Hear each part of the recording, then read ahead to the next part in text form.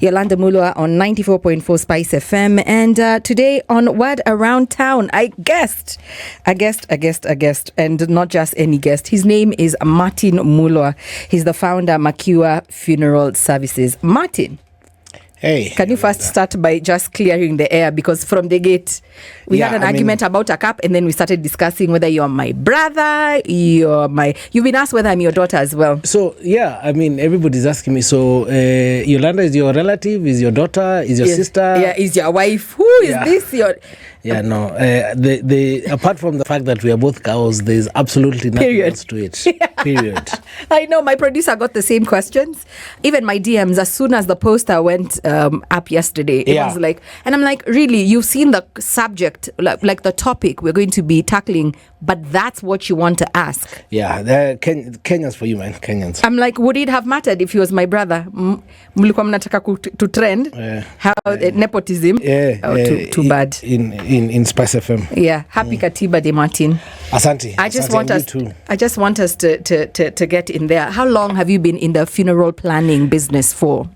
Let's just put it this way. I stumbled into this business towards almost 5-6 years ago. Yes. But fully from last year. Yes. Exclusively from last year. Exclusively. Yeah, but I've been in the events industry for over 26 years. But the other kind of events. It is. And I'm like, why? They are events. Yes.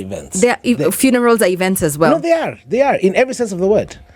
Catastrophic events, but events all the same. No, event is event. Because when you think funeral, when the poster went up, I have a friend of mine. I have a very diverse, multicultural friend.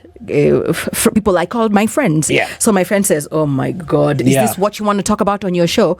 She's Asian. Yes. My friend Deepa says, you just hear African and funeral in the same sentence. Yeah. D is for drama.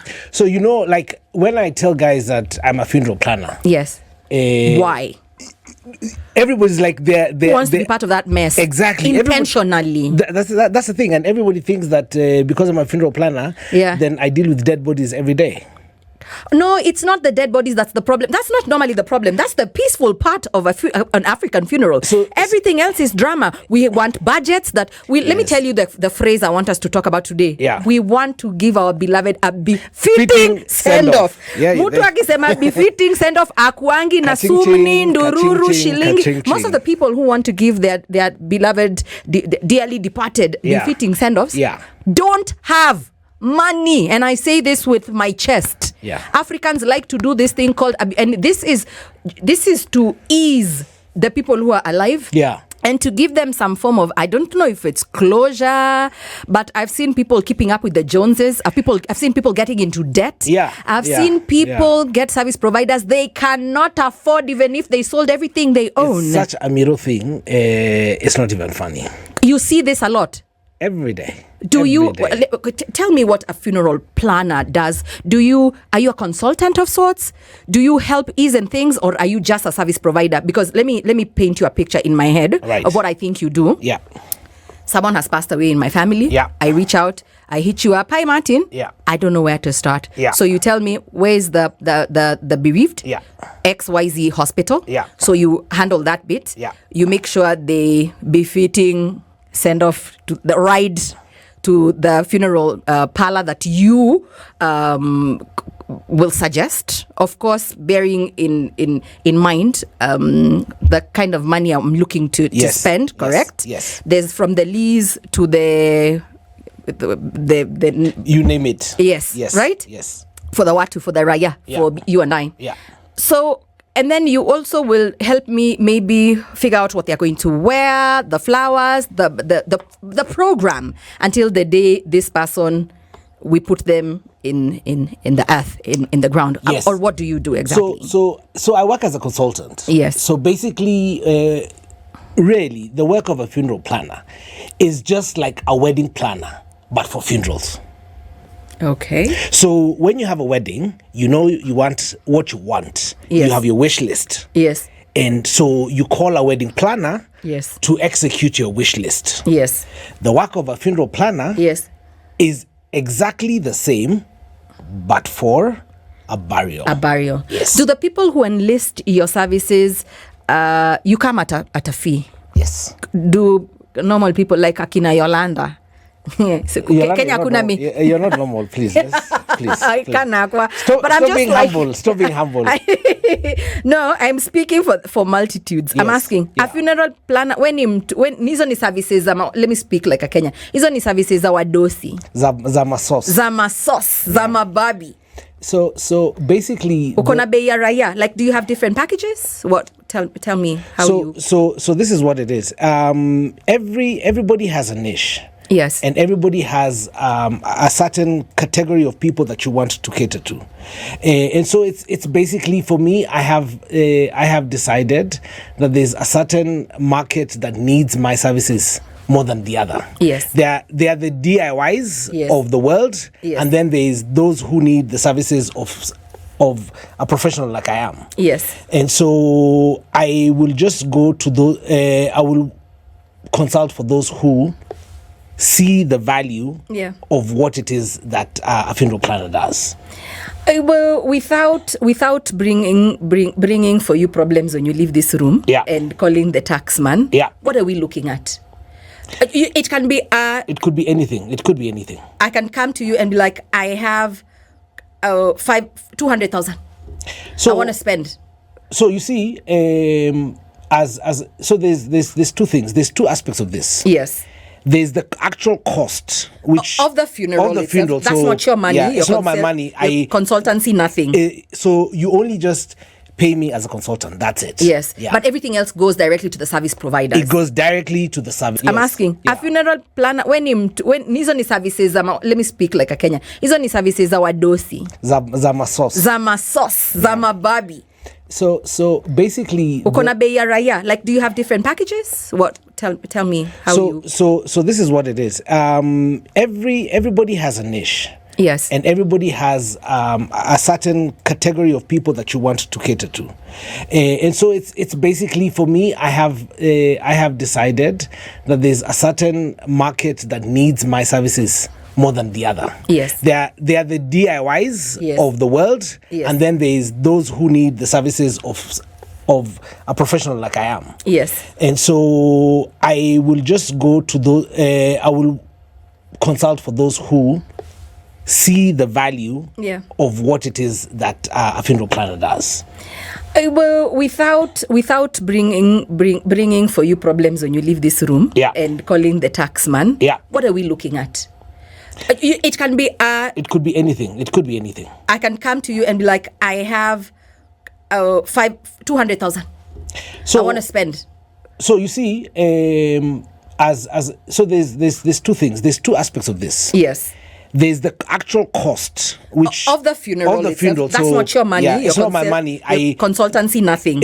So you only just pay me as a consultant. That's it. Yes. But everything else goes directly to the service providers. It goes directly to the service providers. So you're a KYM that comes at a very high fee, Martin.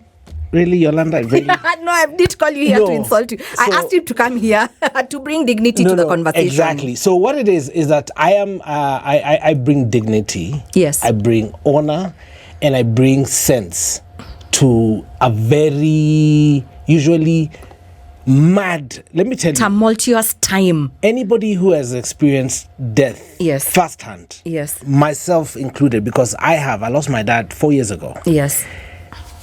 During that period, I kid you not, you're not normal. You know, the biggest thing is actually the tradition thing. Yes. Or, kimila yetu and stuff like that. Yes. It's the biggest stumbling block to progress. Yes.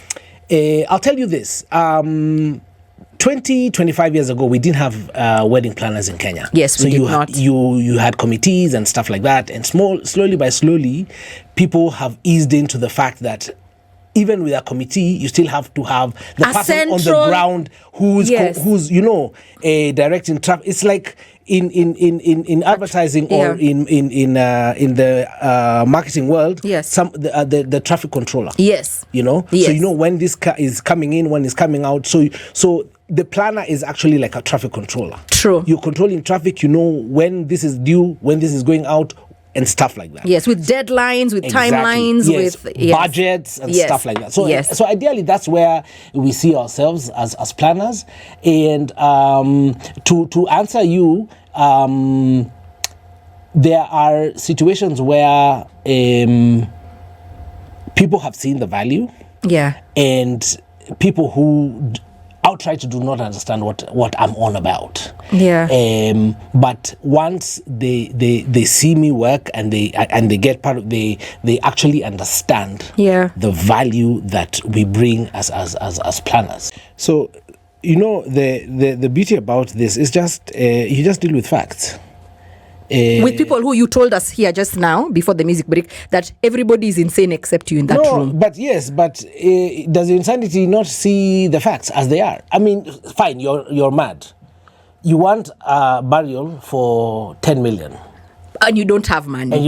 You're asking people to changa for you. Yes. Both in the village and in Nairobi. So what I usually do is, like I said, I guide families to cut their cloth their clothes according to the cloth they have. Yes. And what I do this by providing a reality from the get-go. Yes. So that if you want a befitting send-off, yes, this is the cost of a befitting send-off, and this is the cost of a decent send-off. Yes. So at the end of the day, it's for you guys, because you see, I am not going to change the facts.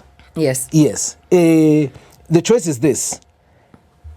You have a decent coffin that will cost you 100,000 shillings or 60,000 shillings or 70,000 shillings. And then you have a coffin that is madoidos and everything that will cost you 450,000 shillings. Yes. So it's simple. Do you want the coffin for 450,000 shillings or do you want the coffin for 90,000 shillings? Do you have the money to pay for the 90,000 shillings or the 450,000 shillings coffin? So it's either black or white. So when you go into the room and you guide the family and say, this is what is going to cost you to do this, then sanity starts checking in. And if it doesn't? If they say, shut up and drive, you know that Rihanna song, shut up and drive. If they say, shut up and drive, Martin, as in we are going our way. Show me the money. Do you know people actually bury almost on credit in our country? What happens because, for example, it's my assumption that you like to you have a list of service providers in different regions. Yes. For example, if there's someone who's burying in Masaku, you already know who does the tents and the chairs, yada yada. Someone is burying in Nakuru, you have your networks. Yes. So if a family promises to make good their promise to foot a certain amount, a bill, to a service provider, and by the time they're burying, the money has not clocked in. WhatsApp group leo amechanga 7,500, and they were saying per day we know we're going to be collecting 100,000 shillings. What then do you do? Because sometimes they bury and then someone is stuck being told we're coming to auction you, problems galore. What then happens? How does that play out? So the unfortunate bit about burials in Kenya is that there's nothing that is in credit. It's on credit. Everything is cash first. It's cash. Hey. It's cash. It's not like a wedding. I hear people being called, we're coming for our cake during the wedding. But how do you go to a funeral home and say, tupatie mwili yetu, tukichanga tutakurudishia. Everything is cash. Please pay up front. Hata mbuzi na ng'ombe ushago. Pay up front. So that's what I'm saying. It's so easy because the reality is you either have the money to offer a befitting send-off or you don't. There's no ifs or buts. And if it means that you're going to go to a bank and ask them for money, just show me the money. You want a 10 million burial? You will get a 10 million burial. You want a 1 million burial? You will get a 1 million burial. But I need to see the money on the table. Cash, fali. Asante sana. I'm about to leave, but I want to leave you with a life hack. Life hacks. Life hacks. Here on SpiceFM. Yes, life hacks here on Spice. So if you're having a crappy time and maybe not depression, you're just having a bad day and you don't feel like doing anything, something that'll help. Get out of bed, shower, do your hair, put on your clothes, down to your shoes, and have a good meal. This will either fix it or at least you're dressed and fed and in a better place to deal with the problem. So if you're feeling a bit, just wake up and then your routine, make your bed, shower, look nice, smell so good. And that problem will scatter for the place.